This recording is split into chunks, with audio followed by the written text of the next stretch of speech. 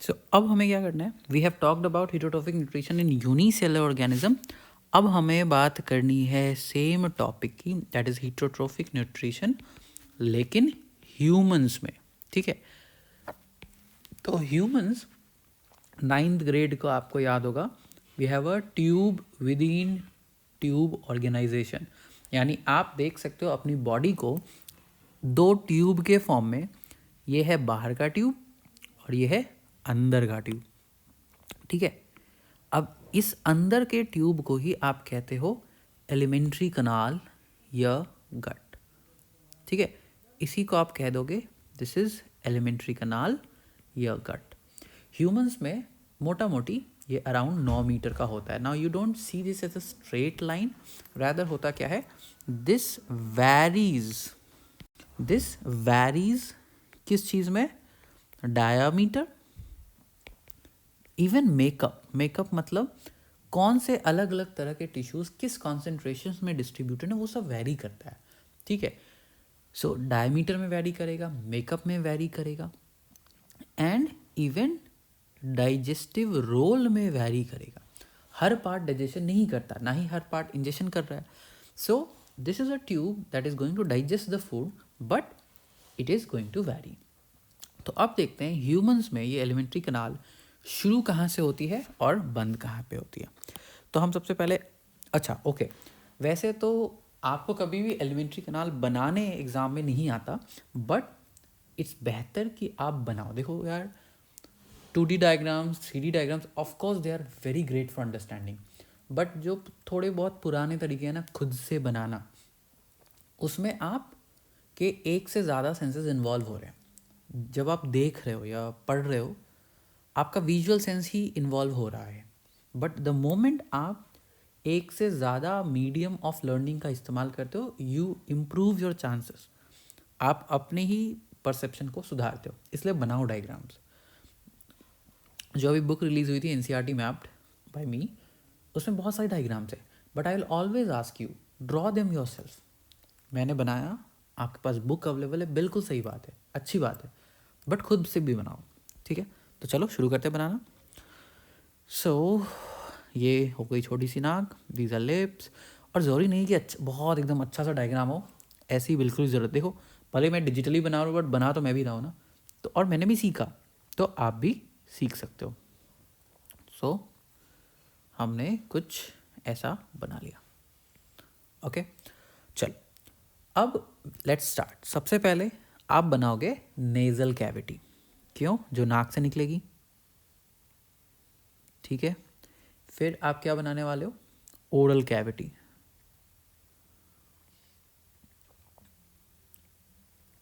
ठीक है, so that was nasal cavity. अब देखो, nasal cavity is not the part of gut, gut का हिस्सा नहीं है। हमने उसे बनाया इसलिए है क्योंकि वो हमारे ड्राइंग का हिस्सा बनाना ज़रूरी है। So this is buccal cavity, या आप इसे ओरल कैविटी बोल सकते हो। फिर ये ओरल कैविटी नीचे जाएगी एक ट्यूब लाइक स्ट्रक्चर में। ठीक है, इसी ट्यूब को आप कह सकते हो फूड पाइप। ठीक है, you can call it food pipe, you can call it oesophagus, और कहीं कहीं आपको ओइसोफेगस वाली स्पेलिंग भी मिलती है, तो आपकी मर्ज़ी आप इसे क्या बोलना चाहो। ठीक है, सो और थोड़ा सा नीचे बनाओ। उसके बाद आपको बनाना है थोड़ा सा एक जे शेप्ड स्ट्रक्चर। तो चलो, ऑलमोस्ट कुछ ऐसा बना लिया। Okay, so this is your stomach, ये हो गया आपका स्टमक। अब आपको इंटेस्टाइन बनाना शुरू करना है, तो सबसे पहले क्या होगा, एक सी शेप्ड स्ट्रक्चर बनाना है। ठीक है, ये बना लिया आपने सी शेप्ड स्ट्रक्चर। इसी सी शेप्ड स्ट्रक्चर से बना लेना एक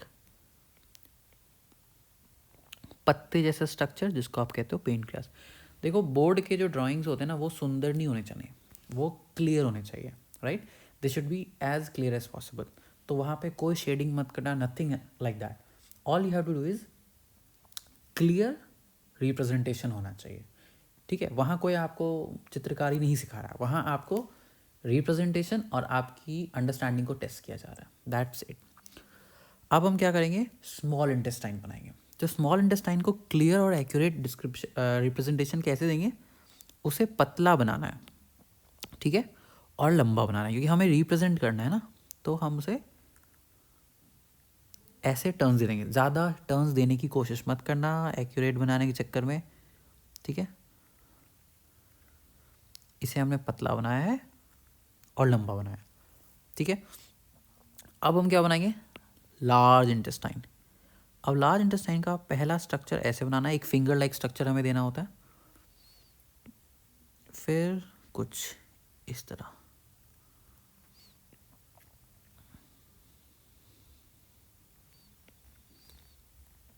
लार्ज इंटेस्टाइन का डायमीटर मोटा होना चाहिए। फिर लार्ज इंटेस्टाइन के बिल्कुल नीचे आपने बना दिया रेक्टम, एंड रेक्टम से बाहर एनस, ठीक है, दैट इज इट। अब मैंने बाकी चीज़ों को लेबल नहीं किया बिकॉज धीरे धीरे आते आते उनको लेबल करेंगे। ओके, क्लियर है इतना? आगे बढ़ना शुरू करें, मतलब पीछे बढ़ना, so that we understand each and every part now. लेकिन बट आगे बढ़ने से पहले एक चीज़ मैं यहाँ पे क्लियर कर देना चाहता हूँ। देखो, ये आपको जानना नहीं है, it's not there in your NCERT, और ना ही आपको लेयर्स के बारे में इंडिविजुअली पता होना चाहिए। But you have to understand कि ये जो एलिमेंट्री कनाल है, it's not something out of the ordinary. मतलब ये कुछ अलग सी चीज़ नहीं है, it just a tube, and this tube has all the 4 types of tissues. जो एनिमल टिश्यूज़ आप 9th ग्रेड में पढ़कर आए हो ना, नर्वस, मस्कुलर, एपिथेलियल और कनेक्टिव, यही 4 तरह के टिश्यूज़ जो हैं सर्कल्स में मिलकर ये बनाते हैं, ठीक है। यहाँ के लेयर्स के अलग अलग नाम हैं, you don't have to talk about them. आपने किसी किताब में म्यूकोसा, सब म्यूकोसा, मस्कुलैरिस ऐसे नाम सुने तो अभी आपको रटना नहीं है, बस आपको ये ग्रॉसली समझना है कि ये 4 लेयर्स हैं एलिमेंट्री कैनाल पे, और इन 4 लेयर का कुछ ना कुछ रोल होगा। जैसे नर्वस का क्या रोल होगा, ब्रेन से कमांड्स लाना। कैसे कमांड्स लाना, आपने एक समोसे को देखा, अब ब्रेन को मैसेज आया आँख से कि भाई समोसा आ गया, राइट। तो ये कमांड पेट तक पहुंचना चाहिए ना कि भाई समोसा आ गया, अब एंजाइम्स का सिक्रीशन शुरू करना है। तो ये कमांड्स देने का काम नर्वस करेगा, और रिसेप्शन भी। पेट में कुछ उल्टा खा लिया, ठीक है, पेट से कुछ ऐसे जो खा लिया, आज सड़क से खा लिया था, और सड़क में जो गोलगप्पे वाला था अच्छा नहीं था, कुछ टॉक्सिन रिलीज हो गया किसी बैक्टीरिया से, ठीक है। तो वो पेन के फॉर्म में आपके ब्रेन तक इन्फॉर्मेशन पहुंचाता है कि भाई जो भी खा लिया, जितना भी खा लिया, अब रुक जाओ, अब आगे मत खाना। So nervous tissue commands carry करता है और मॉनिटर भी करता है आपके डाइजेशन को। मस्कुलर का क्या काम होगा, मूवमेंट। देखो, आपने खाया मुंह से, आपसे ग्रेविटी के कारण इतनी सी पतली सी नली से खाना नीचे पहुंच जाएगा, ऐसा नहीं होता, ठीक है। ये जो मस्कुलर टिश्यू है, ये अलग अलग तरह के मूवमेंट्स करते हैं। एक फेमस तरह का मूवमेंट है जो पूरे एलिमेंट्री कनाल में होता है एट डिफरेंट रेट्स, उसको कहते हैं पेरिस्टालसिस। पेरिस्टालसिस क्या है ना, रिदमिक कंट्रैक्शन एंड रिलैक्सेशन होता है। इसमें सर्कुलर मसल्स होते हैं, ठीक है। ये सर्कुलर मसल्स कभी छोटे होंगे, कभी बड़े होंगे। इससे क्या होता है, अगर आप इसको लॉन्गिट्यूडनली देखो तो आपका फूड नीचे की तरफ पुश होता है, ठीक है। But this is only one type of movement, ये एक तरह का मूवमेंट है जो सर्कुलर मसल्स कभी बड़े होते हैं, कभी छोटे होते हैं, और फूड को नीचे की तरफ धकेलते हैं, पुश कर रहे होते हैं, ठीक है। और भी कई तरह के मूवमेंट्स होते हैं, but this is the role of the muscular tissue. अब एपिथेलियल टिश्यू का क्या काम है? एपिथेलियल टिश्यू का बहुत सारा काम है। ऑफ कोर्स इसका काम होगा एब्जॉर्प्शन। जो आप डाइजेशन करोगे उसको अब्जॉर्ब कहाँ होगा, एपिथेलियल टिश्यू में अब्जॉर्ब होगा, ठीक है। और अब्जॉर्ब होके कहाँ जाएगा, आपके ब्लड वेसल्स में, राइट। तो ब्लड वेसल्स कहाँ होंगे, एपिथेलियल टिश्यू में?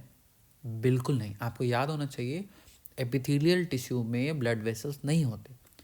एपिथेलियल टिश्यू में थोड़ा सा बस रिवाइज करा दूँ, चाहे सिंगल लेयर्ड ऑफ सेल्स हो या मल्टी लेयर्ड ऑफ सेल्स हो, हमेशा एपिथेलियल टिश्यू के नीचे होता है एक बेसमेंट मेम्ब्रेन, ठीक है। इस बेसमेंट मेम्ब्रेन के नीचे ब्लड वेसल्स होते हैं, कभी इसके ऊपर नहीं। तो अगर एब्जॉर्प्शन हो रहा है तो ज़्यादातर केसेस में सिंगल लेयर ऑफ एपिथेलियम होगी और यहाँ से चीज़ें अब्जॉर्ब होके ब्लड वेसल्स में आ जाएंगी। ठीक है, एक और काम है एपिथेलियल टिश्यू का और वो काम होता है सिक्रीशन। देखो हम बार बार बोल रहे हैं कि एंजाइम सिक्रीट होगा, कहाँ से सिक्रीट होगा? तो कई बार एपिथेलियल टिश्यू ही फोल्ड्स बनाता है, पिट्स बनाता है और इन्हीं epithelial cells they get modified to form glands और they themselves work as glands. या तो वो मॉडिफाई होकर ग्लैंड्स बना लेते हैं या तो खुद ही ग्लैंड्स बन जाते हैं। ठीक है, तो ये सिक्रीशन करेंगे किनका? एंजाइम्स का। एंजाइम्स होते क्या है बेटा? एंजाइम्स कुछ नहीं, बायो कैटलिस्ट हैं। कैटलिस्ट का मतलब ऐसे सब्सटेंसेस जो किसी रिएक्शन का, राइट, किसी रिएक्शन का स्पीड को इंक्रीज करेंगे और with in the living system, इसलिए बोला बायो। ठीक है, ये एंजाइम का सिक्रीशन कहाँ होगा? इसी एपिथेलियल टिश्यू के लाइनिंग से होगा। अब आ रहे हैं कनेक्टिव टिश्यू। पहला रोल तो समझ में आ गया कनेक्टिव टिश्यू का। एपिथेलियल टिश्यू से जो एब्जॉर्प्शन हो रहा है वो एब्जॉर्प्शन होकर कहाँ जाएगा?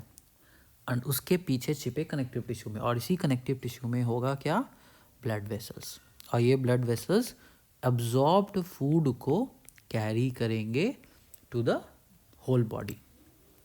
ऑल्सो कनेक्टिव टिश्यू में कई बार अटैचमेंट का भी काम होता है। ठीक है, ये एक जो अलग अलग लेयर्स हैं आपके गट के, एक लेयर को दूसरे से अटैच करके रखते हैं।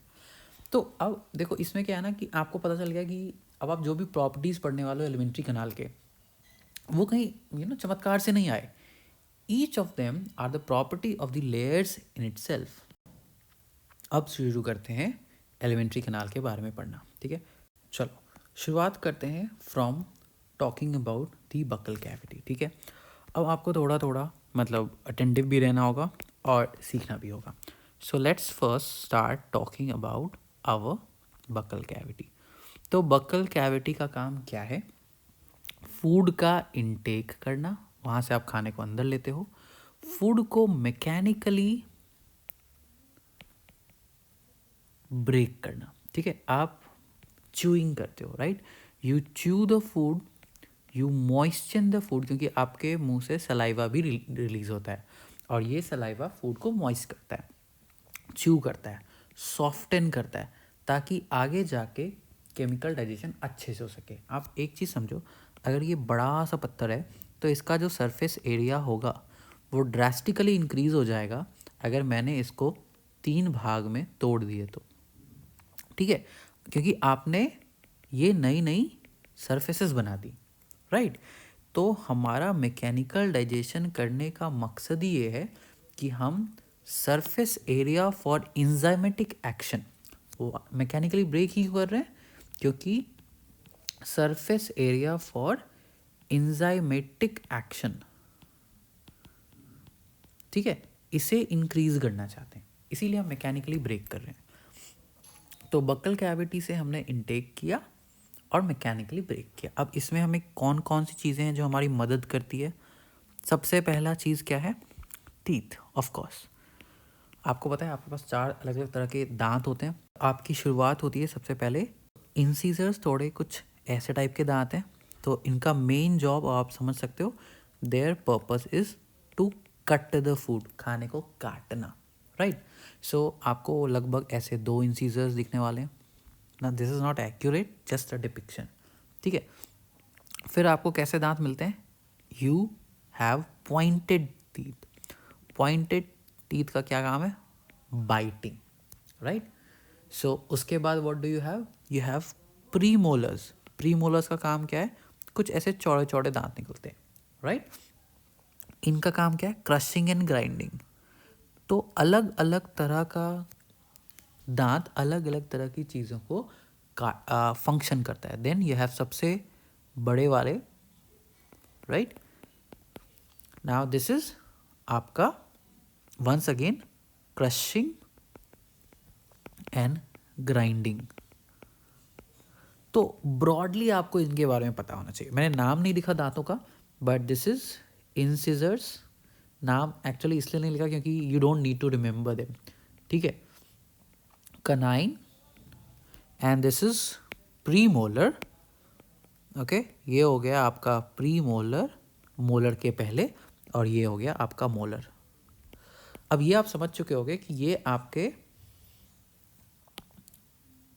Late me try to draw a line, है ना। सो ये आपके दांत का 1/4 हिस्सा है। So you have 2 1 2 3, right.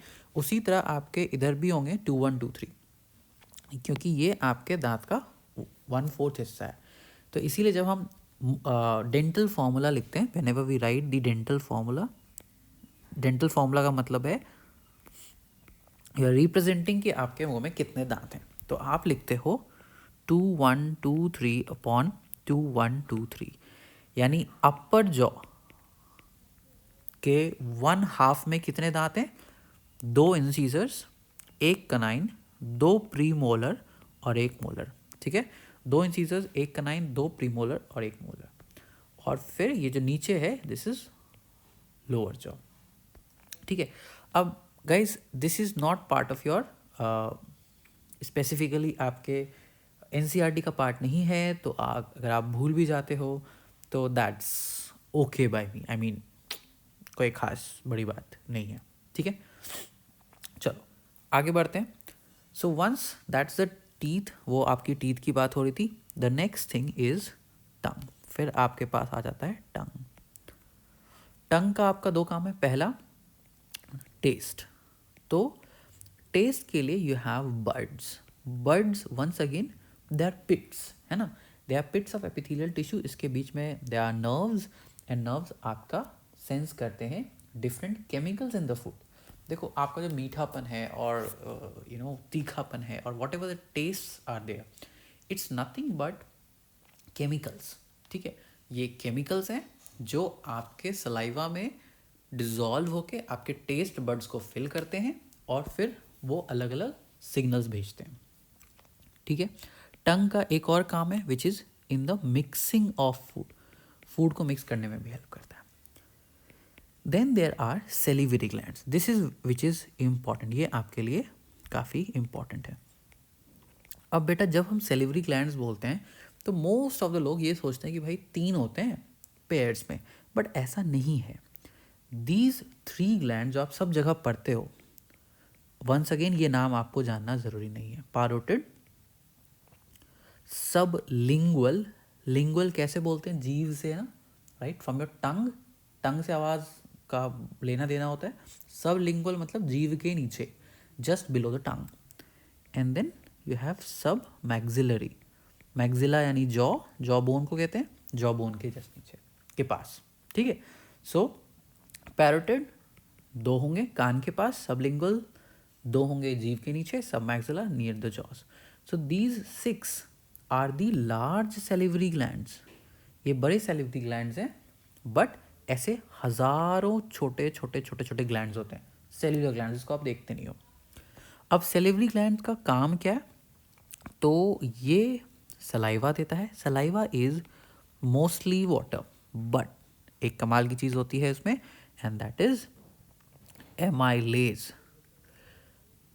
Now first part of the enzyme will give you कि उसका सबस्ट्रेट क्या है। फर्स्ट पार्ट एंजाइम आपको बताता है कि वो किस चीज़ के ऊपर काम करता है। एमाइलेज एमाइलोज के ऊपर काम करता है। What is amylose? Amylose is starch, ठीक है।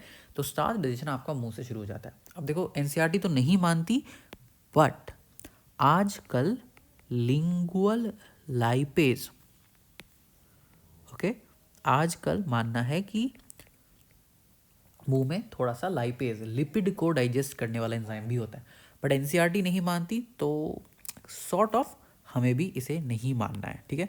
तो ये बस आपके बताने के लिए है, इसको मतलब क्या करें, है ना, तो इसको ऐसे रहने देते हैं। तो ये हो गया सलाइवा का काम।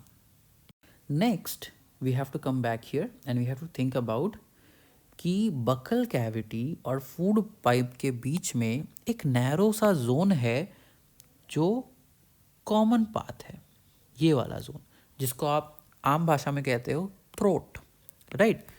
So you can call it throat, but English में बायोलॉजिकल टर्म्स में वी कॉल इट फेरिंग्स। ठीक है, अब ये कॉमन पाथ है फूड और एयर के लिए, दोनों इसको इस्तेमाल करते हैं। इसमें कई सारे सीलिएटेड एपिथेलियम है, बट उसका कोई फंक्शन यहाँ नहीं है, उसका फंक्शन एयर फिल्टरिंग में बाद में हम पढ़ेंगे। ठीक है, जब हम खा रहे होते हैं तो ये आगे से अगर आप देख रहे हो तो इसके ठीक पीछे देयर इज़ अनदर पाइप और द विंड पाइप। ये मैंने हल्का सा बना दिया है just to give you an idea, इसके पीछे होता है। तो खाने के समय the windpipe must be closed, और इसको क्लोज करने का काम करता है एक फ्लैप लाइक स्ट्रक्चर जिसको आप कहते हो एपीग्लॉटिस। ठीक है, तो अब खाना आ गया आपके फूड पाइप में। फूड पाइप में almost no digestion, no absorption होता है, बट कुछ चीज़ें, कुछ drugs, certain amount of alcohol यहाँ पे अब्जॉर्ब हो जाता है।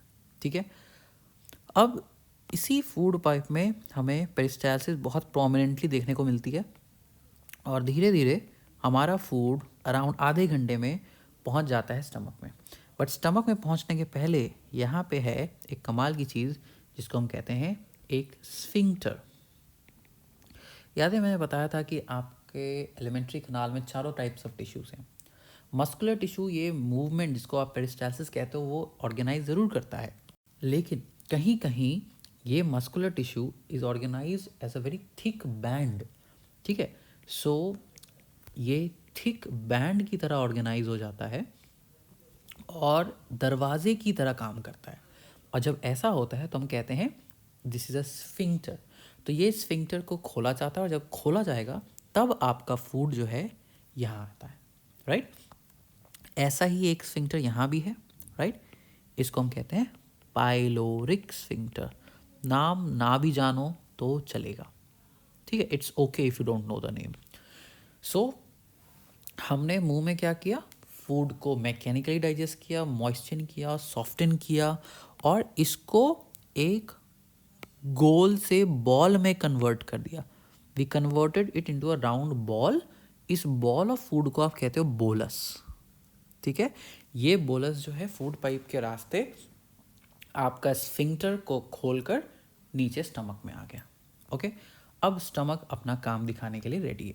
So now we can talk about what is the job of this stomach. पहले तो कैसा दिखता है, जे शेप्ड ऑर्गन है, ये हमें ऑलरेडी पता है। अब इस स्टोमक के अलग अलग पार्ट्स होते हैं। राइट नाउ, मतलब यूजुअली 10th ग्रेड में आपको ये पार्ट्स जानने की ज़रूरत नहीं है, बट आपको आपके स्टमक का काम जानना ज़रूरी है। सो पहला काम ऑफ कोर्स इसका भी होता है मैकेनिकल डाइजेशन, जिसको हम कहते हैं चर्निंग ऑफ फूड। ठीक है, आपके मसल्स जो स्टमक के हैं वो बार बार कंट्रैक्ट रिलैक्स कर रहे हैं, जो खाने को एक तरीके से मसलने की कोशिश कर रहे हैं। बट इसका जो मेजर पार्ट है that is chemical slash enzymatic digestion. अब मैंने केमिकल इंजाइमेटिक दोनों शब्द क्यों इस्तेमाल किया ये अभी क्लियर हो जाएगा। देखो, सबसे पहले आपका दो चीज़ें सिक्रीट होती है, HCl and an enzyme called pepsinogen. अब देखो, पेप्सिनोजन जो है ना वो इनएक्टिव होता है। इनएक्टिव बोले तो मतलब अभी वो काम नहीं कर सकता। तो HCl खुद भी प्रोटीन डाइजेशन शुरू कर सकता है। क्यों? क्योंकि प्रोटीन HCl एसिड है और वो अमाइनो एसिड्स के बीच के बॉन्ड्स को तोड़ने में कैपेबल है। बिकॉज वो ये काम कर सकता है, HCl प्रोटीन डाइजेशन तो कर ही रहा है, ऑफ कोर्स ये शुरू कर देता है, ये वेट नहीं करता, बट वो पेप्सिनोजन को भी तोड़ देता है, और इस तोड़ने के कारण पेप्सिनोजन इनएक्टिव से एक्टिव हो जाता है, और अब ये एंजाइम बन जाता है पेप्सिन, और ये पेप्सिन भी प्रोटीन डाइजेशन शुरू कर देगा। तो स्टमक में आपका प्रोटीन डाइजेशन शुरू हो गया। अब कहीं ये प्रोटीन डाइजेस्टिव एंजाइम खुद स्टमक को के प्रोटीन्स को डाइजेस्ट करना ना शुरू कर दे, इसके लिए आपका स्टमक सिक्रीट करता है म्यूकस। ये म्यूकस थोड़ा सा एल्कलाइन होता है, that is why it ensures कि आपका it protects, right, it protects the stomach lining.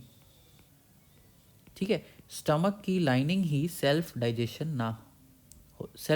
ना हो जाए उसका।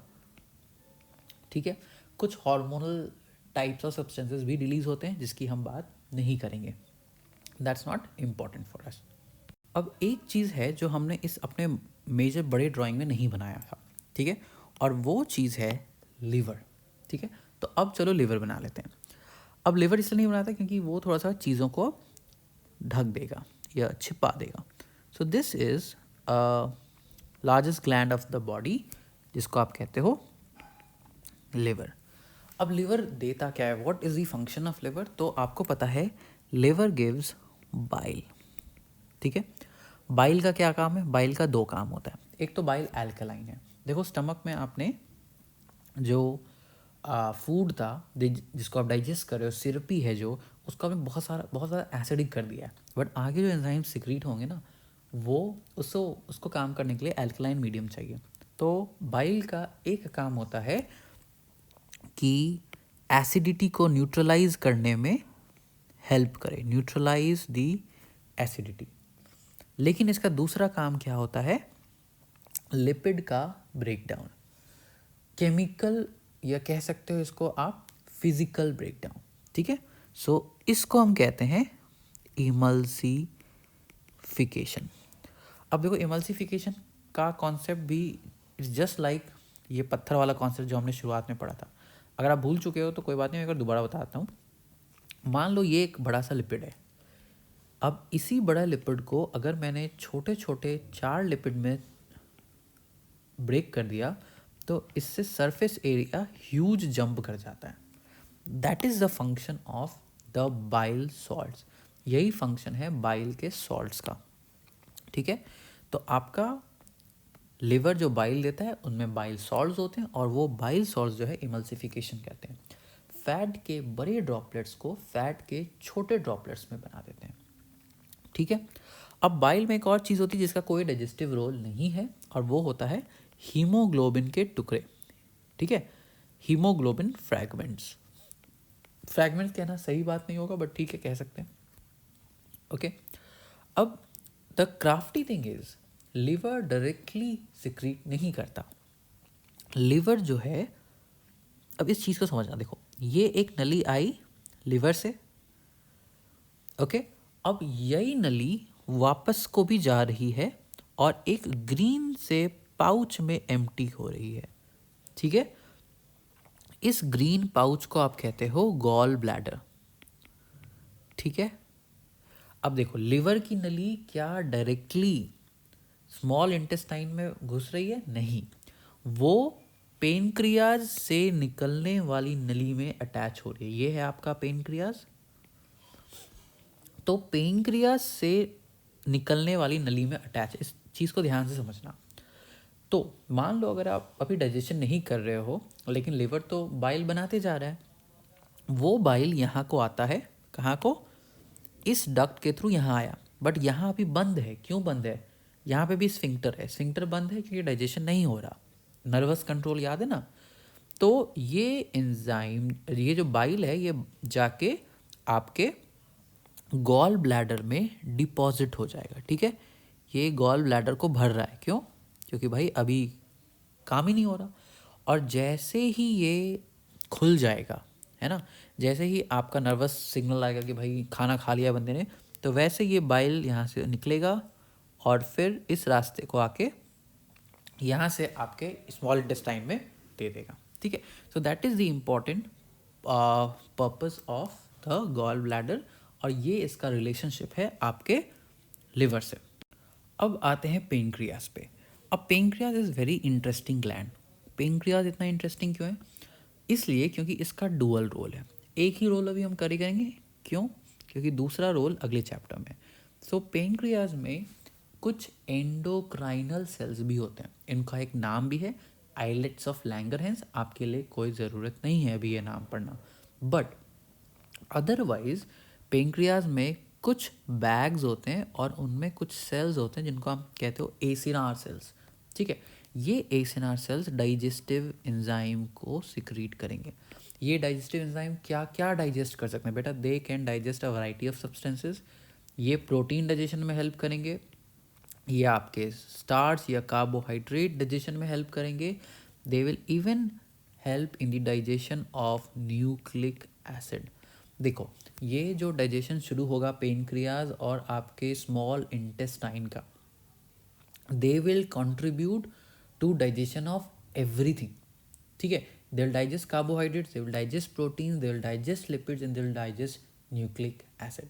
स्मॉल इंटेस्टाइन में लिपिड डाइजेस्टिंग एंजाइम सिक्रीट नहीं होते, ठीक है, but everything else, carbohydrates, proteins, nucleic acid, ये सारे के सारे डाइजेस्टिव एंजाइम आपके यहाँ से निकलने शुरू हो जाएंगे, ठीक है। This should be clear. So ये पेनक्रियाटिक एंजाइम्स आपके रिलीज हो जाएंगे and these pancreatic enzymes are also supplied to the first part of small intestine. What is the first part of small intestine? The first part of small intestine को हम कहते हैं duodenum, ठीक है। This is a C shaped structure, एक C की shape का आकार का स्ट्रक्चर होता है फर्स्ट पार्ट। इसमें बाइल आ गया, इसमें पेनक्रियास का सिक्रीशन भी आ गया, डन। अब कह सकते हो आप कि डाइजेशन शुरू होने को रेडी है। अब आते हैं next part of the small intestine, ठीक है। अब बेटा ये जो नेक्स्ट पार्ट है इसके आप इनके अलग अलग नाम रखते हो, but once again these names are not important for you, so you call them jejunum and you call them ileum, ठीक है। जेजुनम थोड़ा बड़ा होता है, इलियम थोड़ा छोटा होता है, डायमीटर की में फ़र्क होता है, बट मोटा मोटी अगर ड्यूटेनम, जियोजेनम और इलियम को मिला लो तो मोटा मोटी ये 6 मीटर का होता है। इसको स्मॉल इंटेस्टाइन इसलिए कहते हैं क्योंकि इसका डायामीटर छोटा होता है, it has got a smaller diameter, इस वजह से स्मॉल इंटेस्टाइन कहते हैं। And this is the site for major, once again let me repeat, this is the site for major digestion and secretion, sorry absorption, ठीक है। Of course secretion भी होगा but absorption. देखो डुओडेनम में एंजाइम का cocktail तैयार हो गया था, पेनक्रियाज ने दे दिया था, बाइल ने दे दिया था, तो वहाँ से आपका डाइजेशन शुरू हो चुका है। तो बाय द टाइम खाना आपके जेजुनम में आता है, ऑलरेडी काफ़ी सारा खाना डाइजेस्ट हो चुका है और काफ़ी और डाइजेस्ट होना है, ठीक है। तो इसीलिए जब तक ये 6 मीटर का लेंथ फूड कवर करता है, सारा का सारा डाइजेशन और most absorption 90 to 95% of absorption complete हो जाता है। अब यहाँ पे एक दिलचस्प बात है कि 6 metre length is not enough for the absorptive requirement of your body, ठीक है। 6 मीटर की लेंथ काफ़ी नहीं है। अगर आप इसकी दीवार को देखोगे जेजुनम या इलियम के, तो आपको दिखेगा कि इसके दीवार में ऐसे फोल्ड्स हैं, फोल्ड्स इन द वॉल, ये दीवार के फोल्ड हैं, ठीक है। अब इन दीवार के फोल्ड को अगर आपने बड़ा से देखा, इफ़ यू इंक्रीज देम, तो व्हाट यू विल सी कि इन फोल्ड्स में भी ऐसे फिंगर लाइक स्ट्रक्चर्स हैं, राइट। इन फोल्ड्स में भी ऐसे फिंगर लाइक स्ट्रक्चर्स हैं, दीज आर कॉल्ड एज विलाय। और अगर इसको भी आपने बड़ा करके देखा, तो आपको क्या दिखाई देगा कि ऐसे सेल्स हैं, समथिंग लाइक दिस, ठीक है। So this is called as microvilli. So folds intestine के वॉल में, finger like projections in those folds जिसको विलाई कहते हैं, और उन फिंगर लाइक प्रोजेक्शंस पे जो सेल्स हैं उनके अंदर भी माइक्रोविलाई है, यानी folds of the plasma membrane. इससे क्या हो जाता है ना कि लगभग जो एब्जॉर्प्टिव एरिया है वो 6 गुना बढ़ जाता है, सॉरी 600 गुना, ठीक है, around 200 metre square if I am not wrong, ठीक है। तो काफ़ी ज़्यादा आपका एब्जॉर्प्टिव एरिया बढ़ जाता है। एक और ख़ास बात, ये जो विलाई है इसी के अंदर आपके ब्लड कैपिलरीज होते हैं, ठीक है। तो आप जो भी चीज़ें एब्जॉर्ब कर रहे हो वो इसी ब्लड कैपिलरीज में अब्जॉर्ब होकर निकल जाएगा। एक और चीज़ होती है which is called a lacteal. So what is this? This is a lacteal. Lacteal आपका लिपिड एब्जॉर्प्शन के लिए है, ठीक है, क्योंकि ब्लड में लिपिड्स ऐसे कैरी नहीं हो सकते, right. So villi, microvilli and the folds increase the absorptive area by a huge number. And अभी तक ऑलमोस्ट आपने सभी चीज़ों को छोटे छोटे टुकड़ों में तोड़ दिया है। छोटे छोटे टुकड़ों का क्या मतलब है? देखो, कार्बोहाइड्रेट सारे के सारे पॉलीसैकेराइड्स होते हैं। What is a polysaccharide? Brief intro.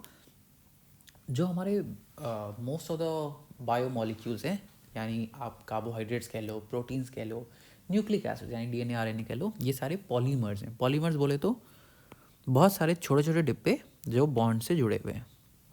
ठीक है, आपके डाइजेशन का यही काम है कि इन बड़े बड़े डिब्बों को यानी पॉलीमर्स को मोनोमर्स में तोड़ना। In case of carbohydrate that is polysaccharide को मोनोसैकेराइड में तोड़ना, यानी छोटे छोटे डिब्बों में अलग अलग तोड़ दिया। तो पॉलीसैकेराइड्स को हम मोनोसैकेराइड्स में तोड़ चुके होते हैं। प्रोटीन्स को पहले हम छोटे छोटे पेप्टाइड्स में तोड़ते हैं, है ना, और इन पेप्टाइड्स को फाइनली तोड़ के अमाइनो एसिड्स में तोड़ देते हैं। ठीक है, व्हाट हैपेंस? फिर आप बात करते हो न्यूक्लिक एसिड्स की। न्यूक्लिक एसिड्स वैसे तो आपने थोड़ा कम पढ़ा हुआ है, बट न्यूक्लिक एसिड्स आपके किस चीज़ के बने होते हैं? तो you have nitrogenous bases plus आपके पास क्या होता है? शुगर्स प्लस आपके पास होता है फॉस्फेट्स। ठीक है, तो जब आप न्यूक्लिक एसिड्स को तोड़ते हो तो सबसे पहले आप न्यूक्लियोटाइड्स में तोड़ते हो और फिर न्यूक्लियोटाइड्स को इन चीज़ों में तोड़ते हो। ठीक है, तो कार्बोहाइड्रेट्स हो, प्रोटीन्स हो, न्यूक्लिक एसिड, आप सब चीज़ों को तोड़ के बेसिक मोनोमर्स बना लेते हो, which is monosaccharides, amino acids और न्यूक्लियोटाइड्स। ओके, अब जो है ये अब्जॉर्प्शन के लिए रेडी है और आपने विलाई और माइक्रोविलाई का यूज़ करके अब्जॉर्प्शन कर लिया। ठीक है, नाउ अब आता है लार्ज इंटेस्टाइन। लार्ज इंटेस्टाइन की शुरुआत होती है with the very first part जिसको आप कहते हो caecum. Okay, this is caecum. अब सीकम की शुरुआत में there is a finger like projection called appendix. अब बेटा ये अपेंडिक्स जो है एक वेस्टिजियल स्ट्रक्चर है, यानी एक समय में इस अपेंडिक्स का फंक्शन हुआ करता था, बट अब हमारे लिए इसका कोई रोल नहीं है। इस अपेंडिक्स में ऐसे बैक्टीरिया हुआ करते थे जो बैक्टीरिया क्या कर सकें? डाइजेशन कर सकें। किस चीज़ का डाइजेशन कर सकें? सेल्यूलोज का, क्योंकि उस समय लार्जली हम हर्बीवोरस थे, हम पत्ते बहुत ज़्यादा खाते थे। अब हम पका लेते हैं, है ना, तो अब ज़्यादा ज़रूरत नहीं पड़ती, तो इसलिए अब उसमें वैसा कुछ बैक्टीरिया है नहीं। कभी काल जब यहाँ इन्फ्लेमेशन हो जाता है तो हम बोलते हैं कि अपेंडिक्स हो गया, बट अपेंडिक्स सबको होता है। एक्चुअल टर्म होना चाहिए अपेंडिसाइटिस हो गया है, इन्फेक्शन ऑफ या इन्फ्लेमेशन ऑफ अपेंडिक्स। ठीक है, फिर सीकम से चालू होता है ये रास्ता जो हम कहते हैं कोलॉन। ठीक है, सो दिस इज कोलॉन। अब देखो लार्ज इंटेस्टाइन में ना पहले तो 1.5 मीटर्स के अराउंड होता है, और इसका मोस्ट इम्पॉर्टेंट काम ये जो बचा खुचा पानी है, राइट, रिमेनिंग, पहले इसको लेबल कर दें, दिस इज लार्ज इंटेस्टाइन, और लार्ज इंटेस्टाइन का काम होता है रिमेनिंग वाटर।